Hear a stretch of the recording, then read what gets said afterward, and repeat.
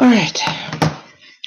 I'm not really gonna much wait for anything else, but sorry guys. It's been a while since I've done a live feed with you guys, but I don't know. I'm starting to feel a little bit more stuck, but things are kind of starting to move in a specific direction, and another direction, and another direction. But yet, whatever had caused me to get lost is like catching up with me. Excuse me if I'm a little out of behavior or whatever. Just to catch up with you guys, I don't exactly remember what my last post was, as of course with most of mine.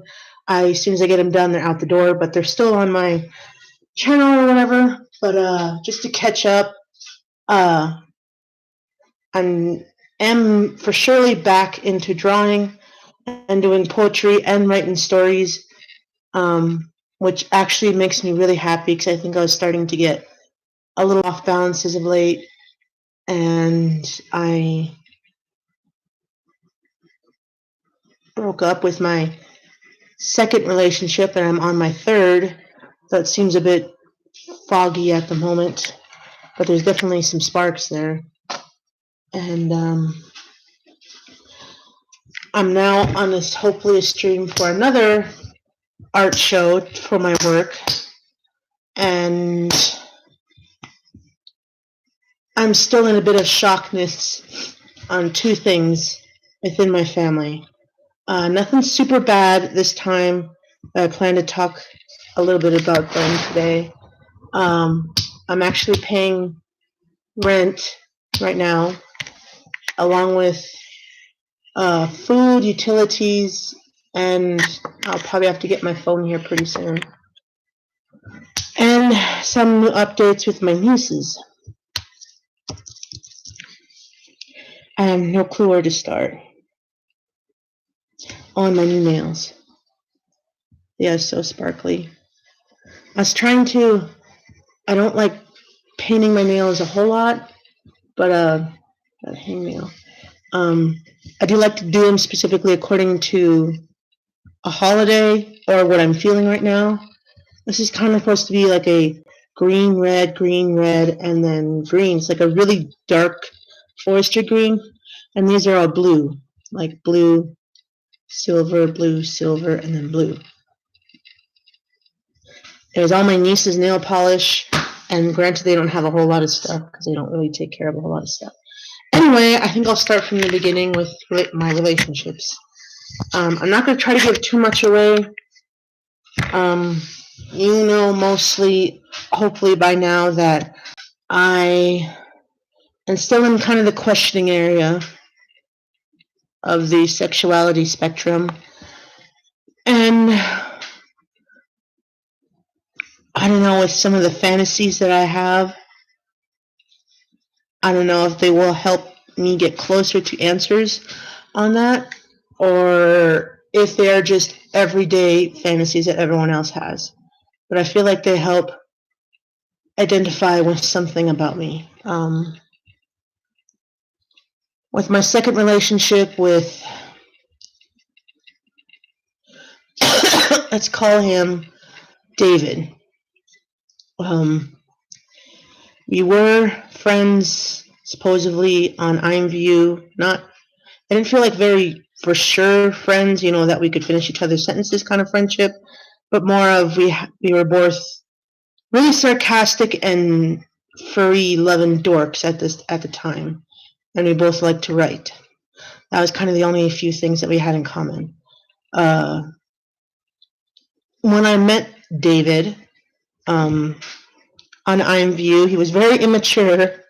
I feel like he was really close to my age, and he was really pervy, as in he liked the furry yiff, furry sex, and being a furry, and being something other than the body he was born with, which I didn't much care for. I didn't judge him or anything. It was just his weird old self.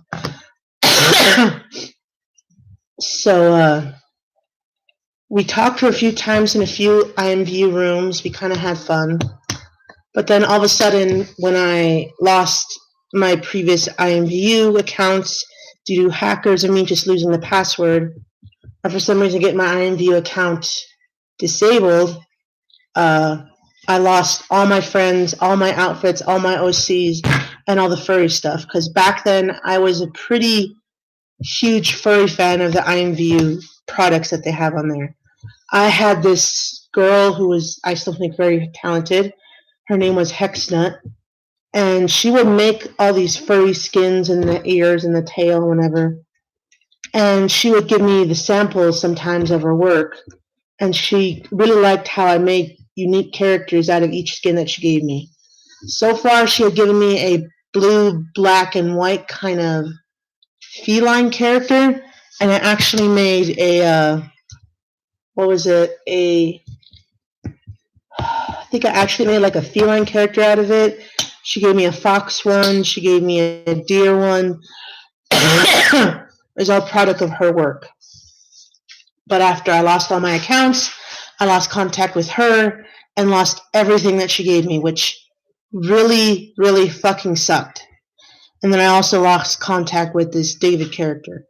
But after many, many years of being without IMView and losing my computer, my last computer that I actually had in my hands, that I was actually had a charger and the computer and everything, it was falling apart so much. It had viruses, this little black frame that kind of holds the screen intact, that was chipped. I had buttons, the black buttons on your keyboard, or the black square things that had the letters on them. I was missing a few. The mouse wasn't working. I was starting to get issues. And then last, it had like issues charging. I was like, okay, viruses are fixable. Some of them are anyway. And then just getting these parts for the computer, probably a little more expensive. But that was just my idea. I'm not really that smart with technology. Anyway, and then so I finally took it in one day to Best Buy, which I normally, the last couple computers I've had, I've always bought them from Best Buy because they are the only technology-like store that I know of and that won't scam me out of, a couple $100 or $1,000 with a crappy-ass computer that doesn't even work or soon falls apart as soon as I purchased it. Water, not coffee or soda. Anyway, the last time I had my computer, I'm not that bad with computers, we'll just say that. I don't toss it in my bag. I don't slam it on the floor. I don't let it dangle on the edge of the bed or the couch and let it just crumble to the floor. I don't let children exactly hold on to it unless they're like 8 or 13 years old, that they actually know how to take care of it, that they got to be careful. And I don't download a bunch of stuff. I don't abuse any of the amps, and I don't go snooping into the owner's pictures or anything else like that. I don't do that. I have respect. I know computers are really cool and they're very useful and helpful for businesses or whatever. But I made the mistake of letting my teenage niece use it, and she somehow set the computer on the edge of the bunk bed that we shared. She had the top, I had the bottom, because I'm starting to, I still have height issues, and it literally tipped over and fell on the corner of it, which I think also fucked up the joint that connected it to the keyboard and to the screen. That corner part chipped and broke, or some part of it, and I could never get it back together. So it's both me and her, but mostly her. And usually laptops are between $600 to $2,000. And I was really hoping to get another one. And when I took it into Best Buy, it was like $600 or more to repair it. And for some reason, every time I went to check in on it, or I got a email this, for some reason they had ridiculous amount of fees. I would send it in, and they say there's a send-in fee to get it in fixed, the total of how much it is to get fixed, and then having it safely returned and shipped back. That's 3 big chunks of money that I do not have. I only want to be able to pay for how much to get it fixed. That's all I wanted. I mostly use it when I use a computer, specifically like my brother's here, hopefully not as old. I like to use it for poetry, writing stories, drawing, fan art, and of course YouTube and checking emails and maybe sometimes watching movies or downloading music back onto my whatever music amp that I have. That's mostly what I use computers for is my creativity and emails. That's what I mostly use it for. And of course, they kept saying, "Oh no, you got to do this, you got to do this. Just send it back, just send it back." That's what we were trying to. That's all I was trying to tell them. Of course, my aunt went with me every single time, and my sister kept saying, "Oh, they're trying to, suck all the money out of you. I'm gonna go there right up to the front door and flirt with them with my femininity and charm, and get them to make it cheap for like $100." And I was like, maybe back in the day, computers would have been that cheap to fix, but this is like close to 220th century. No one's going to fall for that anymore. Hard work deserves hard-earned money, and it's most likely going to be expensive.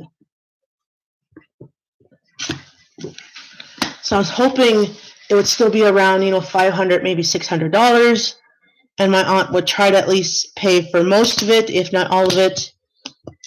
And after going in a bajillion times, maybe like 4 or 5 times, it always felt like they were changing the story of it. Oh, it has this. We got to fix the parts. We got to fix the screen because the screen was totally going black and the screen was cracking. Everything was getting fucked up one after another. And finally I just said, nope, I'm tired of this. I'm tired of this. My aunt's not helping any of it. I wish I had my brother with me because he knows more about technology and money. My aunt really doesn't. She knows more about sometimes money. And I said, you know what, forget it. Just recycle what's still usable and throw the rest away. I don't care. And I honestly had never went back because I just don't care. I managed to save what's left of my pictures and my stories and some of my artwork and some of the music and maybe like 1 or 2 programs. But of course, the programs I have on that computer, I have a feeling will not be able to be used on whatever computer I get next. So here was the idea that at this time, like shortly a few months after, my cousin Christy and her husband that she married randomly and had a child with were going through a high-pitched divorce and lawyer. My aunt said, and as well as my cousin, that I didn't exactly hear the word promise, but they said they would help me get a new computer. And I still had at least another year or 2 left of school. Now, I mostly use computers for when I'm in school, when I wasn't, for papers, for short stories, for checking email, for going to the online classes like thing, getting books, getting art materials, basically school stuff. And that's what they would have helped me with. And my aunt and cousin, Christy, said they would use some of the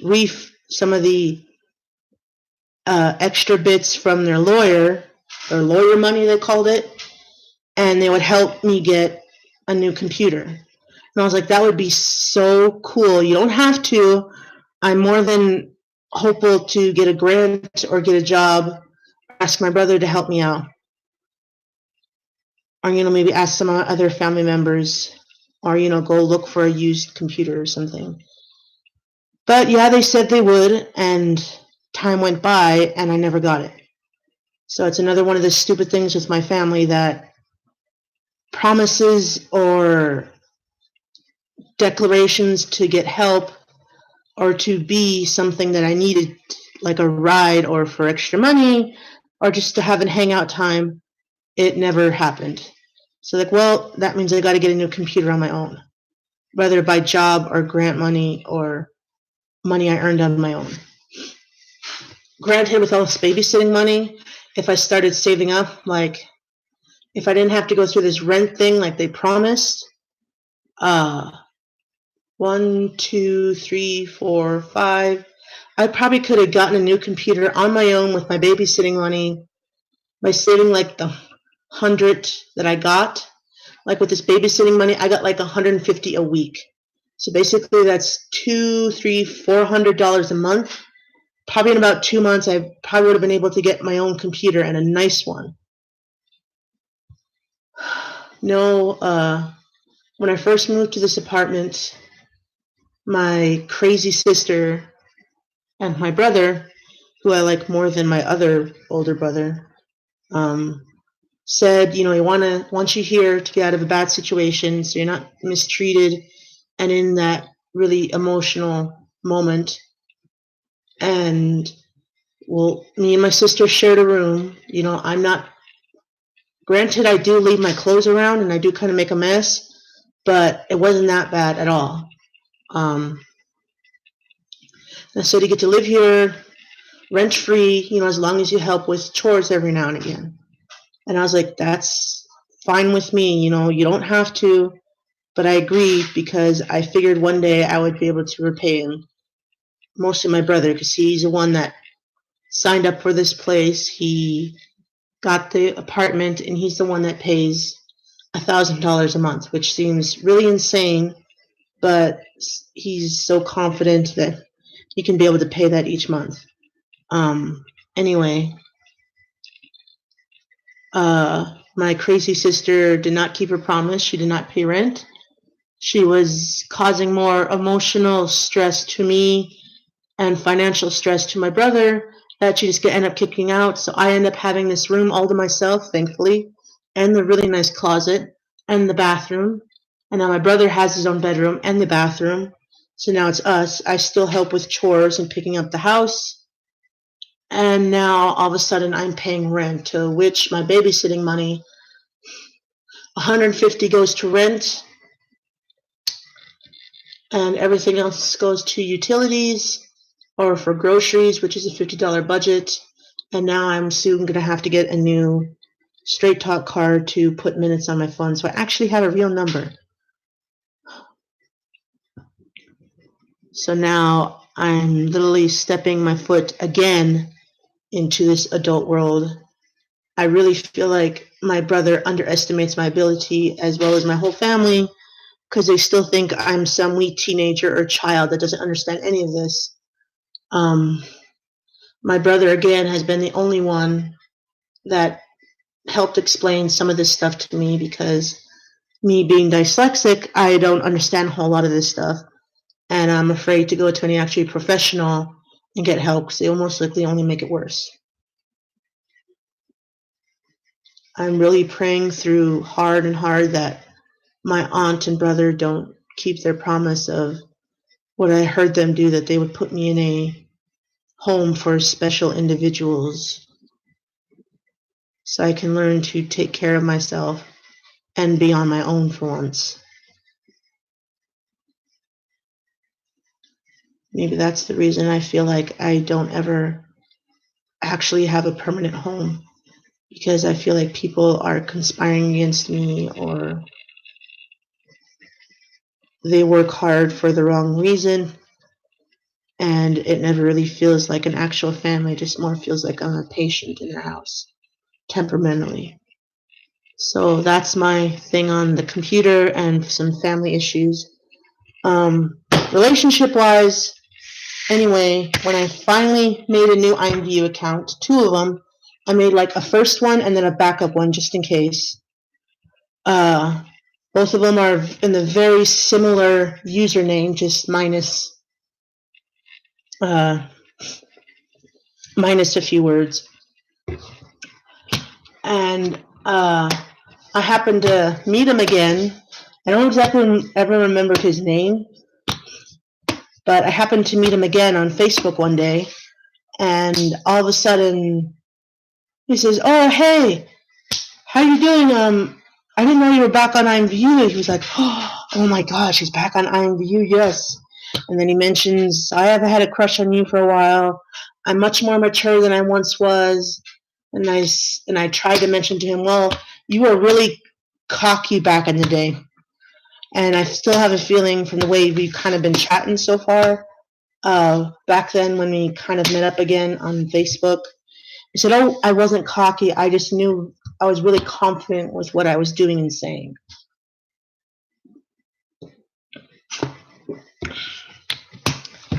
And I was like, well, sure, right. What person isn't cocky? So then we started talking a bit more, and then I had to go. And then he ended up finding me on IMView, and I really had my walls up really high because I didn't know who he really was. I didn't know who the person he had come to be, or anything on how he feels about me as a person, as a woman, and as a unique, weird person who knows how to RP. Not really well, actually. And I said, oh, well, why not date me, or at least try it for a few days and see what happens? And I kind of thought about it, and I was like, it's a little risky to jump into a relationship with someone you barely know. But if we are in a relationship, this will kind of hopefully give me the benefit of the doubt that, that maybe I get to know him a little bit more, and he opens up to me, and then if I see fit that I can trust him with my secrets, my fears, my anxieties, and my hopes and dreams, then maybe it can work out. And then all of a sudden, one of my Wiccan psychic friends that I have, all of them are really old ladies, to be fact. They're like in their 40s, 50s, 60s. One of them warned me that this would be a bad relationship and it ended up being bad. There's something bad about him. And I was like, that was a tiny bit of a red flag, but I didn't really think nothing of it. But I told her I would, pay attention, and thank you for the heads up. And as the relationship went on, I started seeing a little bit more of what she was saying. He was a very religious man, and he was straight, obviously, from what I could tell, and he really liked just women. And assumingly he knew that I like to pretend being a guy, mostly a guy, on IMView because I'm a tomboy and I feel comfortable being a guy than a woman. And all of a sudden he's like, oh, why don't we meet up in a IMView chat room and kind of just hang out, maybe RP for a few hours. And I was like, sure, I'm up for that. I went in, and all of a sudden I was one of my guys, and he got, he was like, nope, time out. I'm not really comfortable with this. And it's just really making me comfortable. Can you change to a woman, please? And I was like, wait, why? Why should I need to change into a woman? I like doing this. It's fun. Makes me comfortable. And he's like, well, it doesn't make me comfortable, and something, something, something. And I was like, well, why are you saying this? Something happened in your past? Were you abused or something? So that's what I was kind of sensing. And he said, well, yeah. And I won't go into a whole lot of details, but David had some really bad experiences with a lot of males in his life, throughout his life. And he just finds being around males very uncomfortable. And he feels more open and relaxed around females. It's like, well, I don't know if you're telling the truth or not, but I feel like you are. So just to be nice for you, I went ahead and changed into one of my female everything. And then we started RPing, or not actually RPing, we just started talking. And of course, he's being a cocky smart ass. And it just really sucked because every time I try to be a smart ass or a devil or, just to be a little dipshit, he would just turn around and slap on his godlike, I'm perfect, nothing can harm me, nothing can get through to me thing.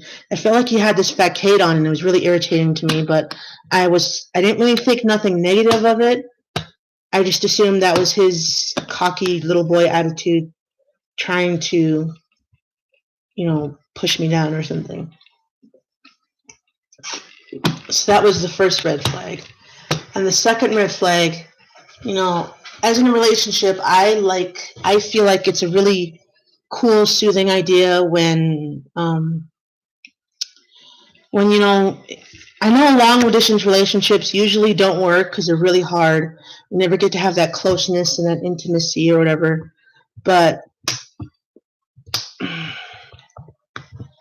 I find it really hard to connect with a lot of people or anyone in this small town that I'm living in.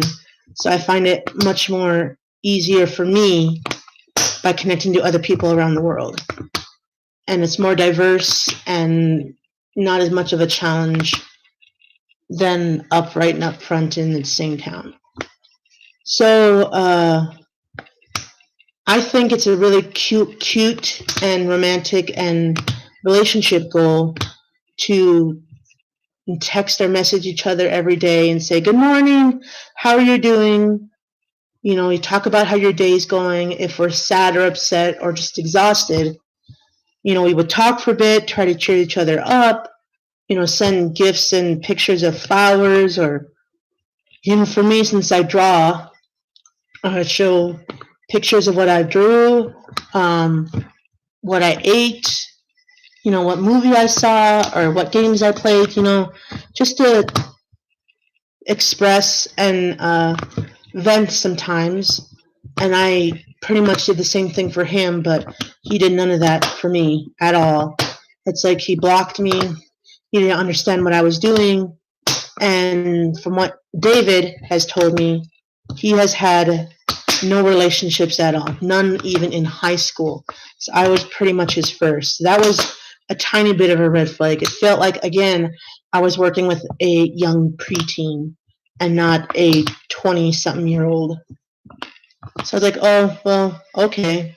And I think I've tried to express to him, maybe in like hints, it's okay to talk to me, I won't judge you, I won't yell at you, I won't, report you to your family, just say something.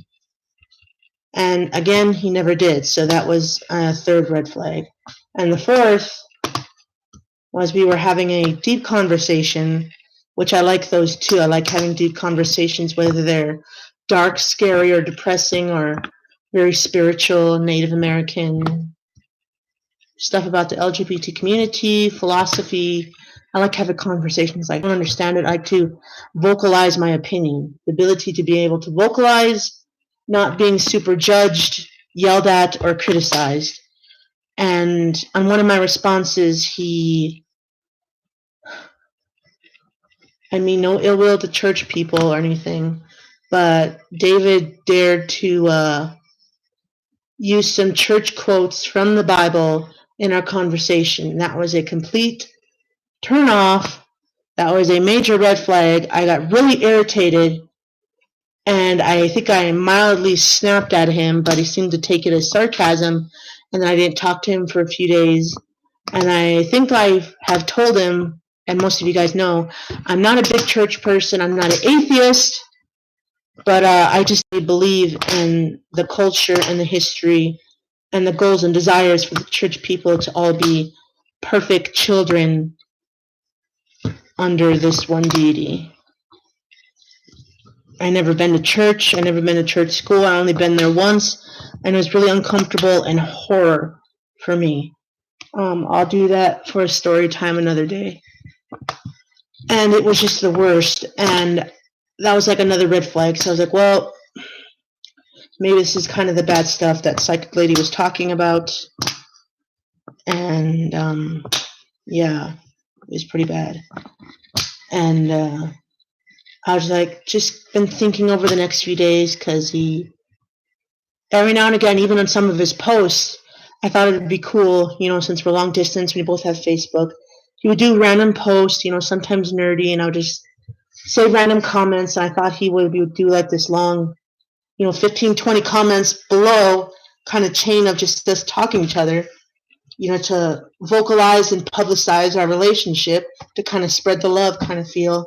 And he didn't respond to any of those. It's like I didn't even exist on his freaking, news feed or whatever. And it was really frustrating. So that was another red flag. And I was just thinking, and I finally had a talk with him. And I was like, look, I'm not really seeing any of this. I'm not seeing sparks anymore. You're not talking to me. You're not opening up to me. He actually opened to me up while we were talking. And I gave him like one more chance and nothing the whole day. And I literally had enough. I didn't see any sparks with this anymore.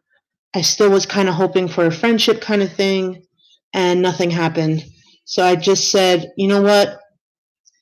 I've had enough. I feel like I'm more than this. I feel like you're constantly like putting me down in some way.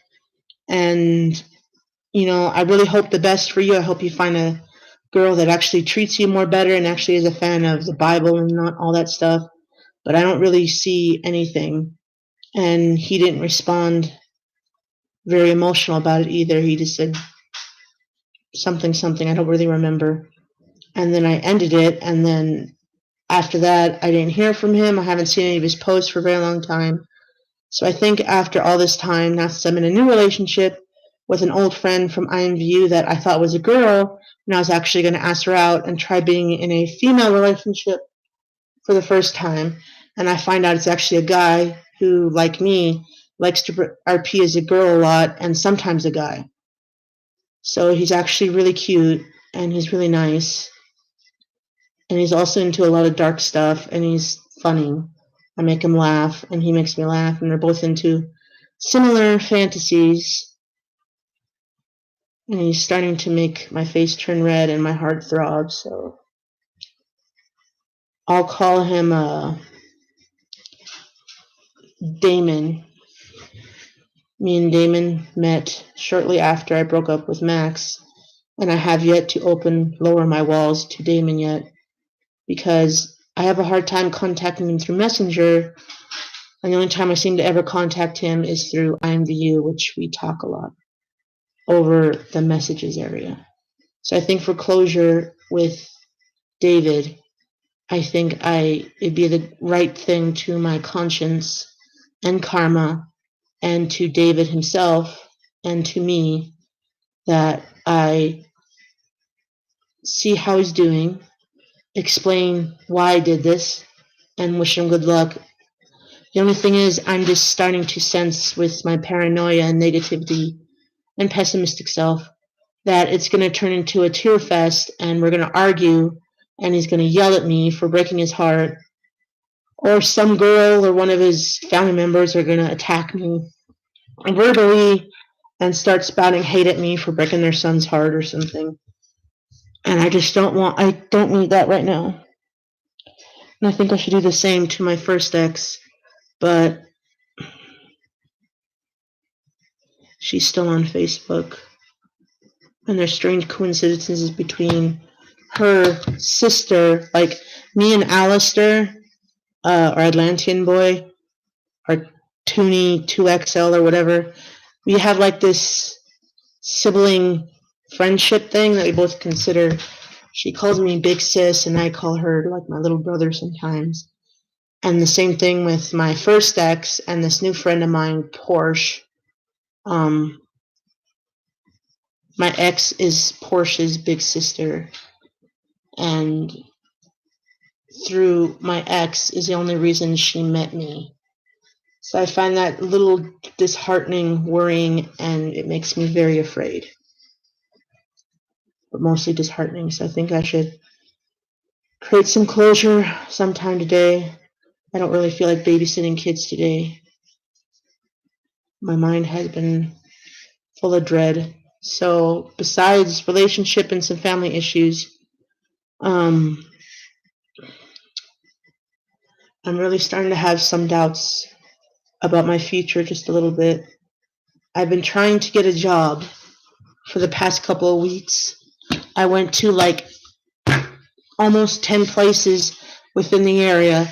There's gas stations, there's grocery stores, there's motels, which I haven't gone to yet because I'm very anxiety driven. I've gotten online places at Marketplace, Walmart, Target, and Barnes and Nobles. I can walk to the mall from here, just takes a little while because I'm sick.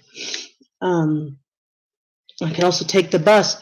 Anywhere that I can take a bus and back home safely and on time will be fine with me. So I filled out applications. I answered to my honest opinion. I gave my name and number and address and everything, and my number and even my email, and no one has emailed me back or called me back or anything. So I feel, again, really disheartened that my pessimistic mind is thinking that they don't want me because I'm not a driver. I don't have years of experience. I don't have experience in other jobs that are like the jobs they have there, that I'm just a child and they don't want me. So then I feel really unworthy of any kind of job, and then I'll never get out of here alive. I still plan on moving out of Minot, out of North Dakota, and moving to some place like California or Rhode Island or Oregon or Michigan or Minnesota, some place that I know I can be an artist and a writer and a gamer and a YouTuber and a nerd and myself, and take care of myself, have a job, start over, maybe become a better self that I knew was in there somewhere. But it's really hard because every time my family stresses me out or my uncle decides to be a dick and spout nonsense about me that he thinks he knows me, I can't do this, I can't do that. You don't, of course you don't do that stuff. You do this.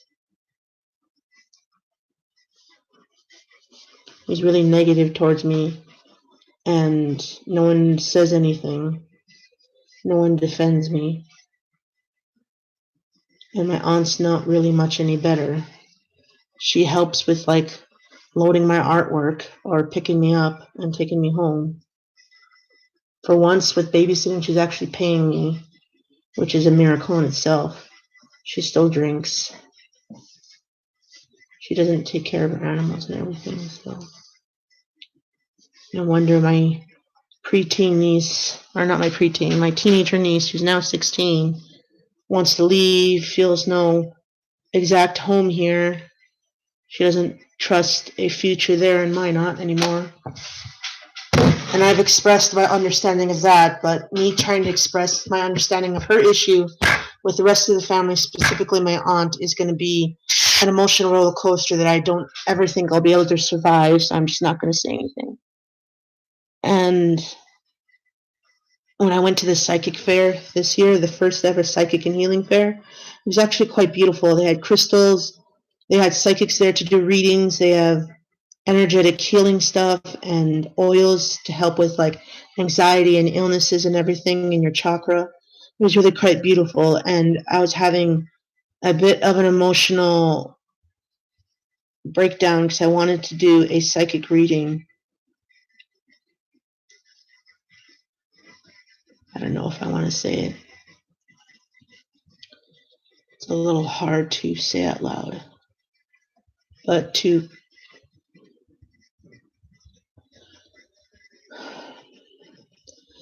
those of you who have lost a close family member or best friend, I was really close to you, or even a pet, would understand. Or at least I hope you would understand why I almost wanted to have a session with one of these psychics.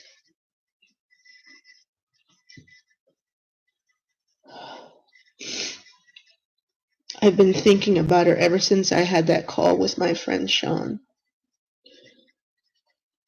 How he's in a deep depression and struggling with staying alive and seeing a worth in continuing to live with his aching heart.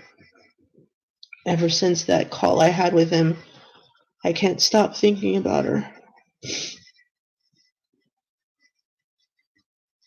And I don't want to express this heartache to my family because they're going through too much stuff already, and I already feel like a burden to them anyway for the past couple of years anyway.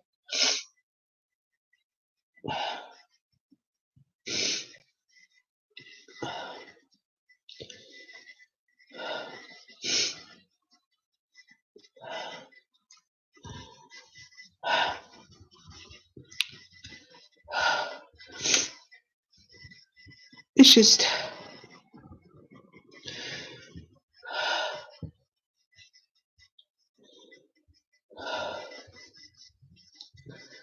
my anxiety is so high right now.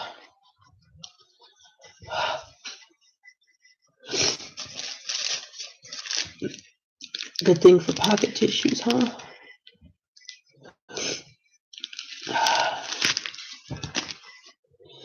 Anyway, that's kind of just catching up with you guys.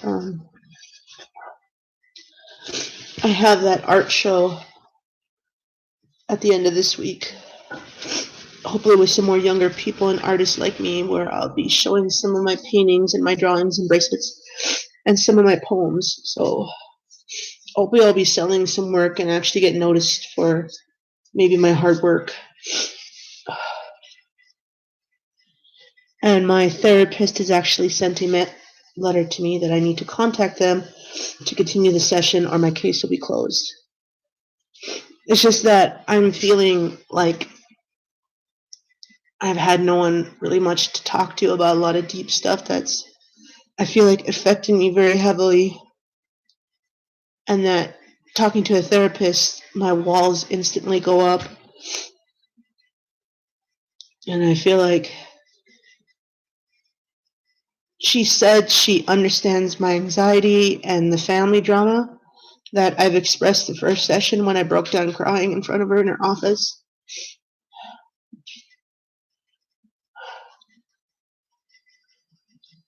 But for like the past couple weeks, almost a whole month, I have not gone to go see her because I've been too angry at my family and I want to distance. I want to just hide in my dark room.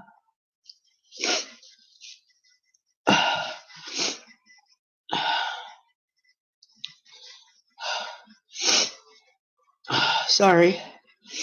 I shouldn't be such an emotional twat right now. This is a Scorpio breaking down and crying, okay? I'll be okay. That's why I made this channel, so I can have somewhere to go. I finally got one of my YouTubers' books. Gabby Hanna, that beautiful singer, beautiful person, Gabby's vlogs. I finally got her book on adult adolescence, basically her book on essays and poems. It's beautiful. I like a lot of the work in there because it's very relatable.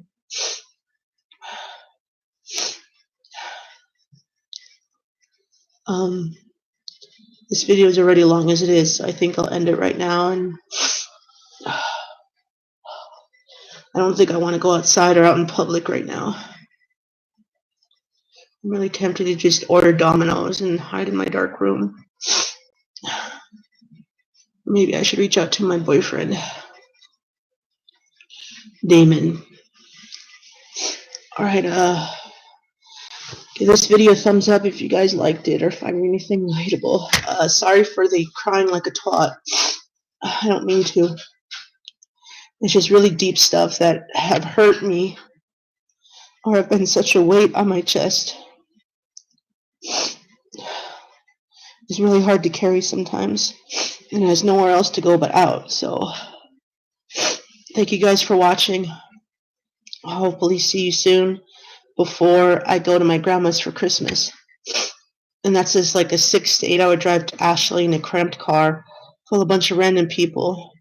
I feel like my anxiety is getting worse the more I ignore the need to control it and breathe.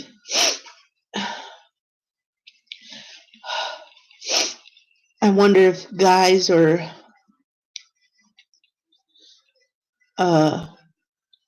people in the LGBT community go through stuff like this. I mean, besides the lack of identity being acknowledged and having support for all this and someone to talk to.